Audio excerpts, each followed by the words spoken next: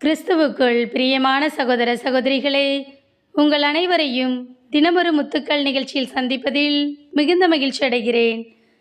தவக்காலம் பணிவின் காலம். மார்க்கு 10ஆம் அதிகாரம் 44 முதல் 45 முடிய வசனங்கள். உங்களுள் முதன்மையானவராக இருக்க விரும்புகிறவர் அனைவருக்கும் பணியாளராக இருக்கட்டும்.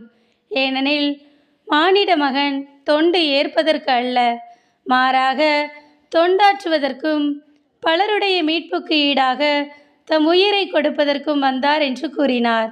பிரியமானவர்களே, நாம் பல்வேறு விதமான தலைவர்களை பார்த்திருக்கிறோம். சர்வாதிகாரிகள், ஜனநாயகவாதிகள், வழிகாட்டிகள் என எத்தனையோ பேர்.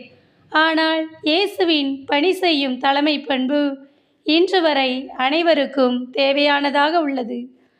தலைவர்கள் என்பவர்கள் மற்றவரை அடக்கி ஆள்பவர்கள் அல்ல, மாறாக மற்றவருக்கு மக்களுக்கு பணி செய்பவர்கள். இயேசு மக்களுக்கு பணி செய்து தன்னையே பலியாக்கினார்.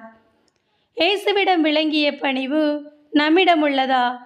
நாம் நம்மையே சற்று ஆராய்ந்து பார்ப்போம். நம் குடும்பத்தில், சமூகத்தில், அலுவலகத்தில் என எல்லோருக்கும் பணி செய்யும் வாய்ப்பு உள்ளது. ஆனால் நாமோ அதிகாரம் கையில் உள்ளது என்ற மனநிலையுடன் நம்மை நாமே மறந்துவிடுகிறோம். நம் நிலையில் தவறிவிடுகிறோம்.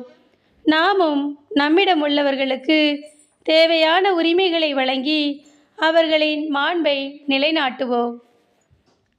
பணிபுரியவே வந்தேன் என்று கூறிய இறைவா, நாங்களும் உம்மை போன்று பிறருக்கு தொண்டாற்றி இந்த தவக்காலத்திலே பணிவு என்னும் நற்குணம் எங்களில் சிறந்து விளங்க உதவி செய்யும் இறைவா. ஆமேன்.